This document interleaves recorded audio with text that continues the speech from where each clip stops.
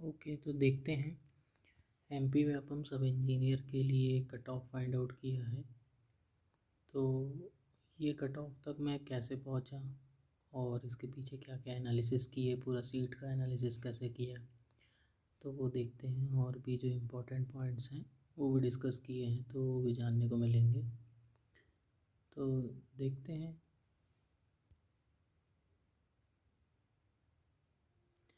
तो यहाँ स्क्रीन पर मैंने टोटल जो पोस्ट है अपनी वैकेंसीज़ है उसका एक चार्ट प्रिपेयर किया है। तो टोटल मेल और फीमेल की मिला करके 115 वैकेंसी निकल के आ रही हैं।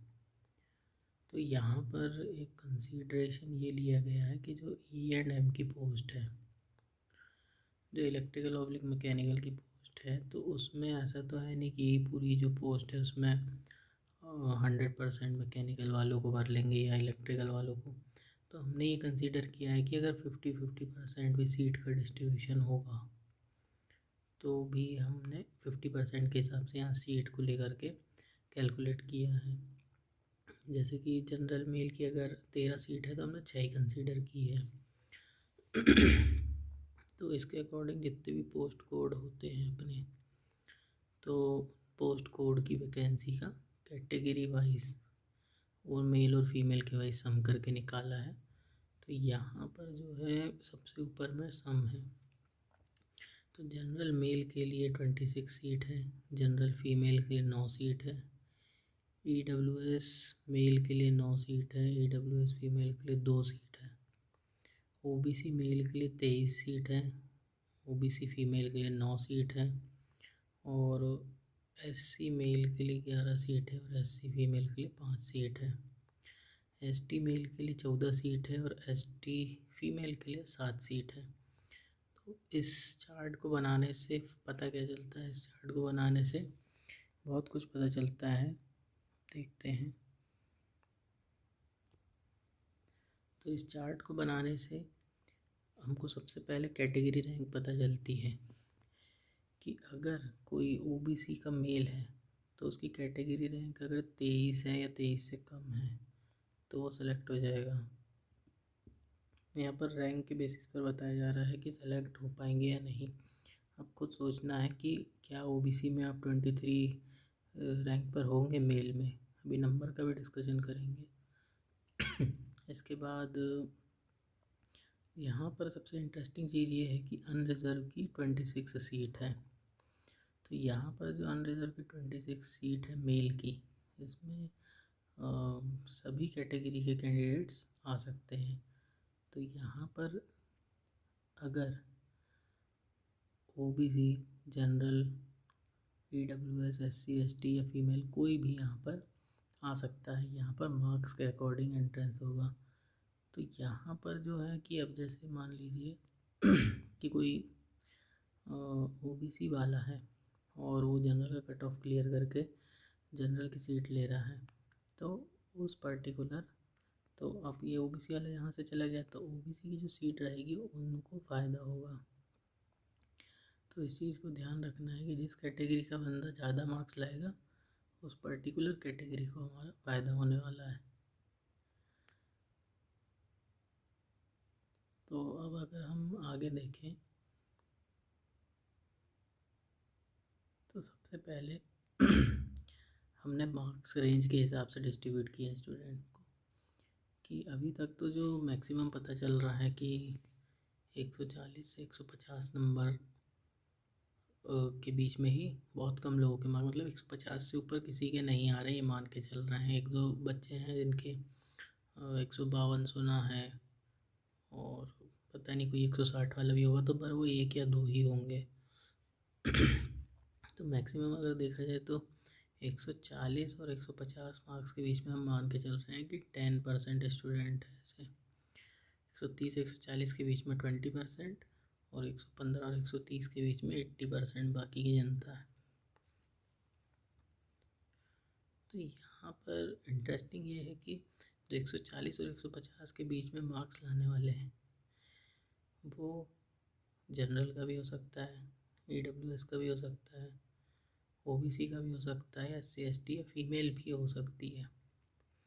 तो ये जो ज़्यादा मार्क्स वाले रहेंगे ये अटैक करेंगे इस 26 सीट पे। तो सबसे पहले तो जो ये ज़्यादा मार्क्स लाएगा वो 26 सीट में से जाके सीट ले लेगा। ठीक है, आगे फिर जो बचे रहेंगे वो, जैसे फिर ओबीसी बचे तो ओबीसी में फिर जो ज़्यादा मार्क्स लाएगा प्लस जिसने जो पोस्ट प्रेफरेंस दिया होगा वो मैटर करेगा। आगे देखते हैं। और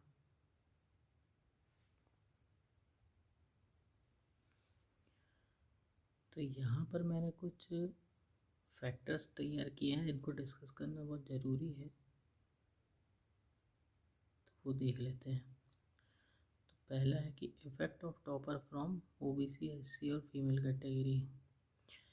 तो जैसे कि हमने देखा 26 सीट जो है हमारी जनरल की है। अब मान के चलो कि जैसे कि वो जो 140 से 150 नंबर की रेंज है उसके बीच में ओबीसी के स्टूडेंट्स ज़्यादा हैं, तो वहाँ क्या होगा, वो ओबीसी के स्टूडेंट्स जनरल की सीट ले करके सिलेक्शन ले लेंगे। अब इससे घाटा किसका होगा, जनरल के कैंडिडेट्स का घाटा हो जाएगा। लेकिन फ़ायदा किसका होगा यहाँ पर, जो ओबीसी के बच्चे, अगर ये ओबीसी से ही रिजर्वेशन लेते जो टॉप करें तो पीछे वाले ओबीसी वाले नहीं आ पाते, तो ये अगर जनरल की सीट ले लेंगे तो जो ओबीसी वाले बच्चे रहेंगे वो ओबीसी की सीट में सेलेक्ट हो जाएंगे। तो यहाँ पर एक पहला फैक्टर ये मैटर करेगा कि जो टॉप रेंज है मार्क्स की उसमें किस कैटेगरी के बच्चे ज़्यादा हैं। अगर मान लो कि एससी कैटेगरी का है तो एससी कैटेगरी वाला जनरल से सेलेक्ट हो जाएगा जनरल की सीट लेके। तो यहाँ पर लॉस किसका हुआ, जनरल का भी लॉस हुआ, ओबीसी का भी लॉस हुआ। ठीक है, और एससी कैटेगरी वाले जो बच्चे रहेंगे उनको फ़ायदा होगा, क्योंकि एक एससी कैटेगरी से जो है जनरल की सीट ले लिया तो जो एससी कैटेगरी में है जो पीछे वाला वो एससी की सीट ले लेगा।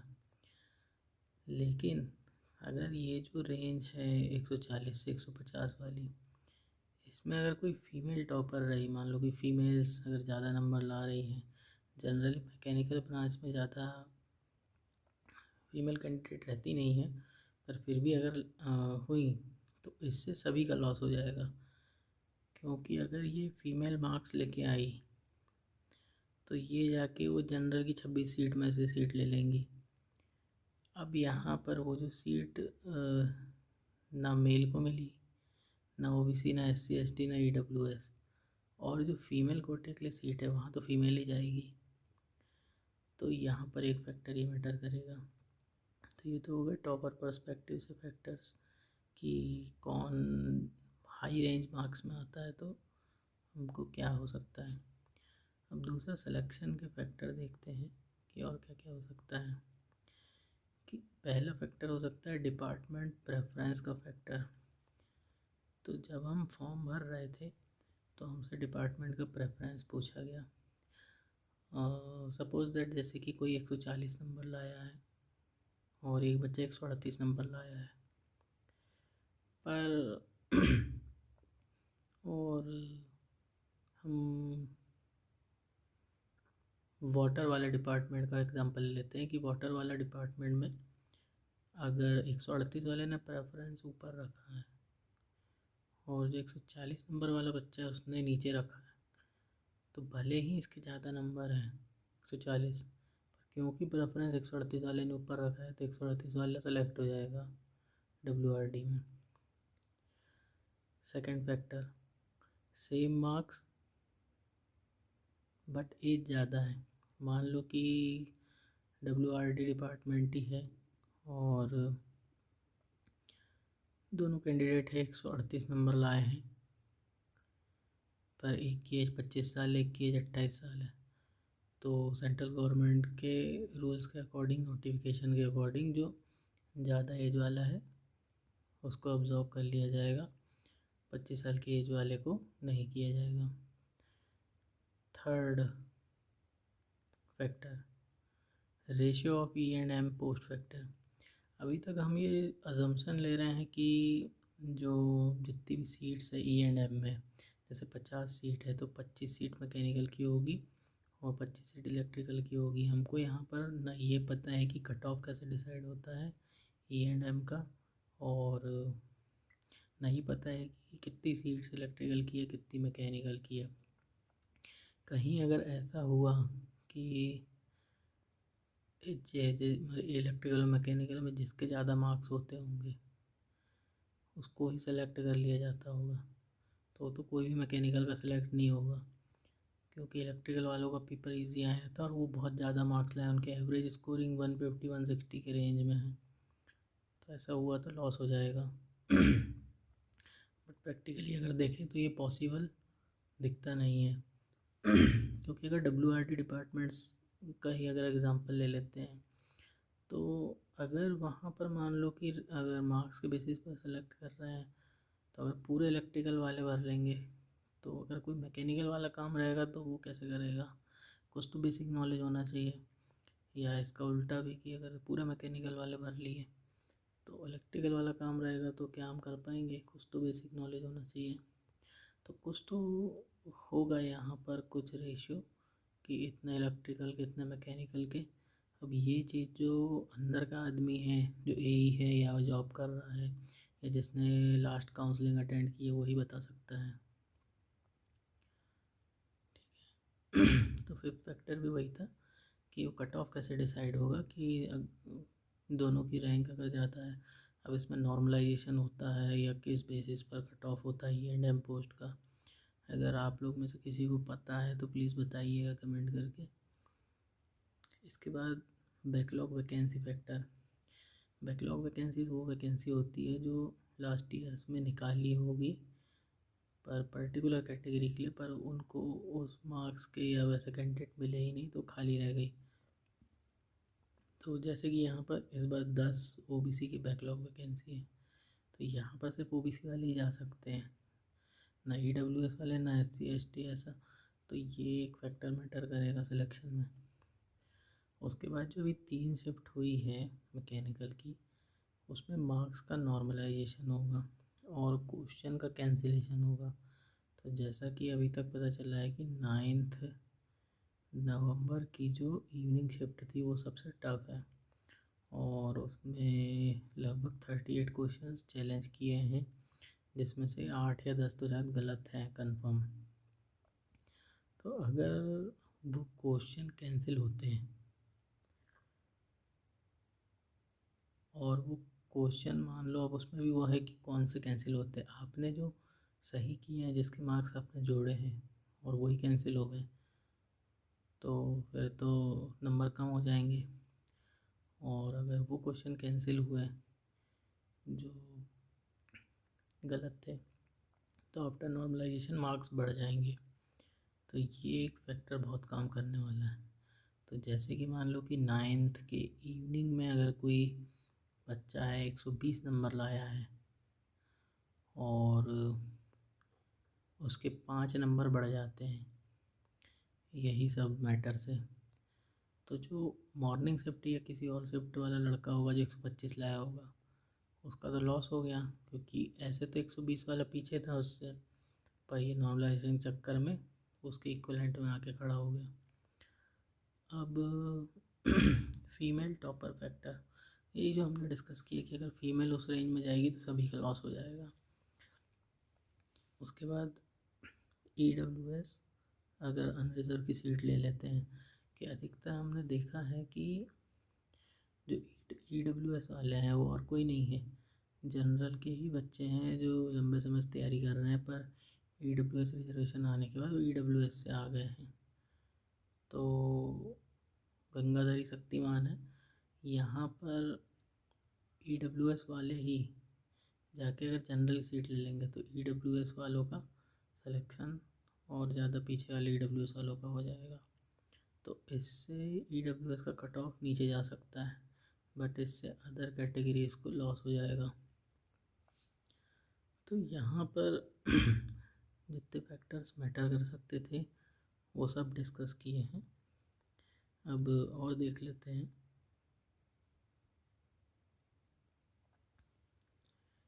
तो फाइनली जो ये मार्क्स निकाले गए हैं, तो जनरल मेल का 135 ये सोच कर रखा गया है कि जो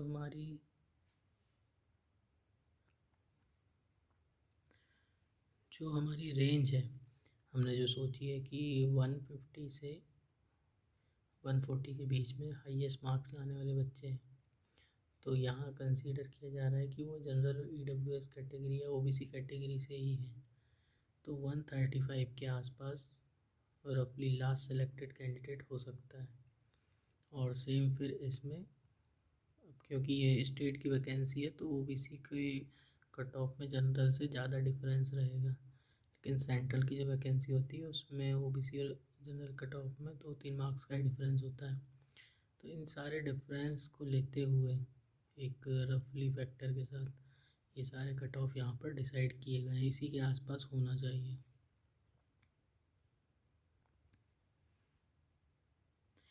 यहाँ पर कुछ स्क्रीनशॉट्स अटैच कर रहे हैं जो टेलीग्राम के पोल थे, उससे भी सारे एक ही जगह रहेंगे तो आपको अंदाज़ा लग जाएगा। अब जैसे कि यहाँ पर 185 वोट्स हैं और 30% 11% EWS वाले बोल रहे हैं कि 145 प्लस लाए हैं। हालांकि पोल्स पे ज़्यादा भरोसा नहीं कर सकते, बट जनरल देखने के लिए SC कैटेगरी